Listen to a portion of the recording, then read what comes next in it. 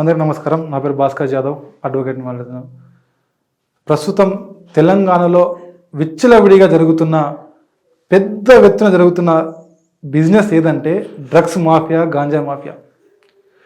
ఈ గాంజా మాఫియా ఏ విధంగా విస్తరించిందంటే,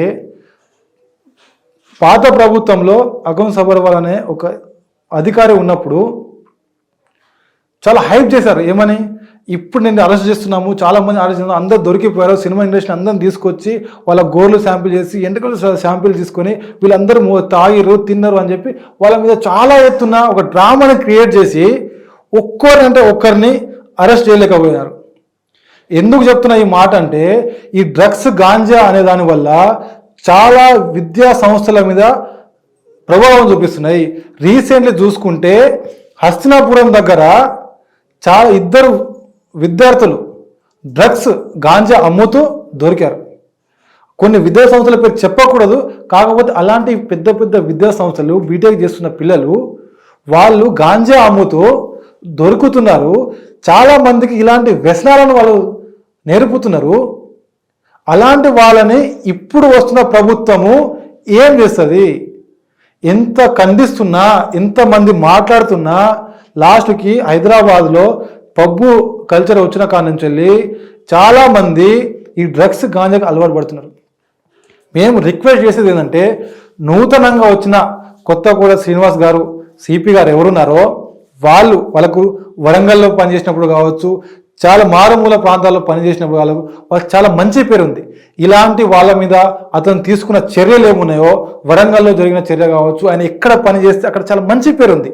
ఇప్పుడు మా రిక్వెస్ట్ ఏంటంటే, చదువుకుంటున్న పిల్లల జీవితాలు బాగుపడాలి, వాళ్ళు ఒక తప్పు దారి పోకుండా ఒక మంచి దారి వెతుక్కోవాలి అంటే ఈ డ్రగ్స్ కల్చర్ని కానీ, ఈ గాంజా కల్చర్ని కానీ చిన్న స్టార్ట్ కాని నుంచి దాన్ని పీకి పక్కన పెట్టేస్తే ఇప్పుడు వస్తున్న జనరేషన్ అనేది బాగుపడుతుంది. దీనికి చాలామంది చాలా చిన్న ఏజ్ పిల్లలు దీనికి ఎఫెక్ట్ అవుతున్నారు.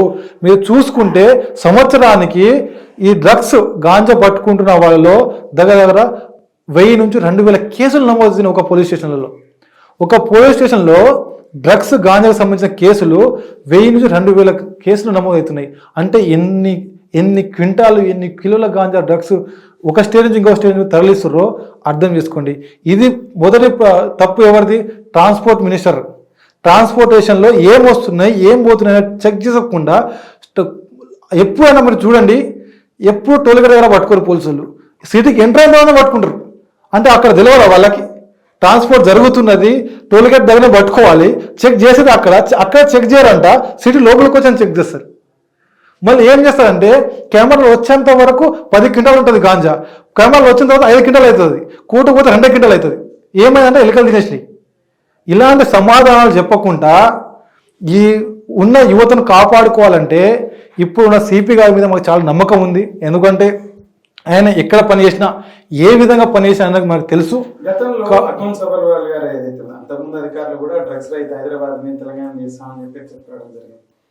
బట్ అయితే వాళ్ళు అంటే మీరు అన్నట్టు ఒకటి డ్రామా అయితే క్రియేట్ చేయగలిగారు. ఆ కేసులకు సంబంధించిన తర్వాత ఏంటి అనేది కూడా అందరికీ. మరి వీరి మీద మీకు ఎలా నమ్మకం? వారు కూడా ఇప్పుడు ఏదైతే కొత్తగూడ శ్రీనివాస్ రెడ్డి గారు సిపికి బాధ్యత తీసుకున్న వెంటనే ప్రెస్ మీట్కి వచ్చి సినిమా పెద్దలకు చెప్తా ఉన్నా, అలాగే ఇంకా ఈ వ్యాపారం చేసేటప్పుడు ఎవరైనా సరే దయచేసి పని చేసుకుంటే ఫామ్ హౌస్లలో కానీ, పబ్బులలో కానీ, ఇంకా ఎక్కడైనా అగుపడిందా కఠినమైన చర్యలు ఉంటాయి. ఇంతకు మించి గతంలో వార్న్ చేయడం జరిగింది, కానీ గత అధికారులు ఎవరు చర్యలు చేపట్టలేదు. మీకు విశ్వాసం ఉందా ఈ సిపి గారు చర్యలు తీసుకుంటారు? రేవంత్ రెడ్డి గారు డ్రగ్ రహిత తెలంగాణ చేస్తారు, హైదరాబాద్ చేస్తారు?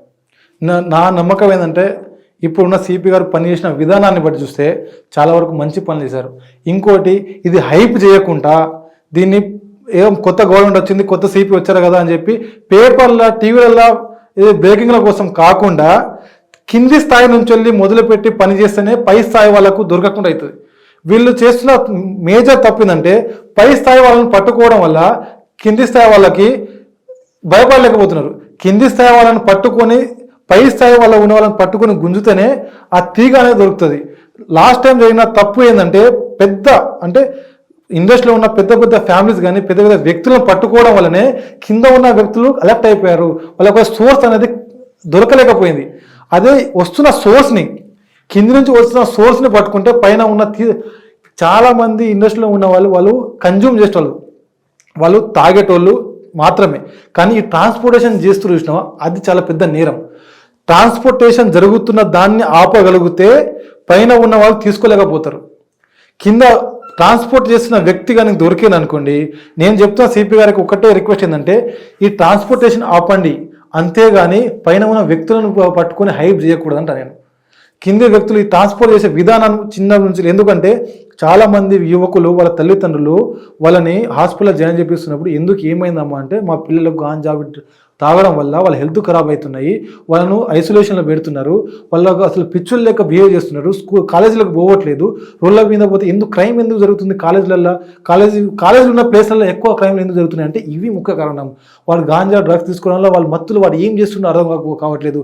మీరు రీసెంట్లీ ఏ విషయం తీసుకున్నా ఒక విద్యార్థి మీద ఒక అమ్మాయి మీద రేప్ జరుగుతుందంటే ఆయన ఫస్ట్ నీకు చూపించేదే ఆయన డ్రగ్స్ తీసుకున్న గాంజా ఆల్కహాల్ అని చూపిస్తున్నది. ఆల్కహాల్ మత్తులో ఉండడం వల్లనే ఆ క్రైమ్ చేయగలుగుతున్నాడు. అలాంటి వాళ్ళు జరగకూడదంటే కింది స్థాయి నుంచి వెళ్ళి ఒక కాలేజ్ మీద ఈ బ్యాడ్ నేమ్ ఉంది, ఏది ఈ కాలేజ్లో గాంజా అవుతుంది, అక్కడి నుంచి స్టార్ట్ చేయాలి. అది స్టార్ట్ చేస్తే కింది స్థాయి నుంచి వెళ్ళి పై స్థాయి వరకు తీయాలి తప్పించి పైనుంచో తీసుకొని వస్తా అంటే కింద అలర్ట్ అయిపోతారు, మీకు ఎవరు దొరకరు.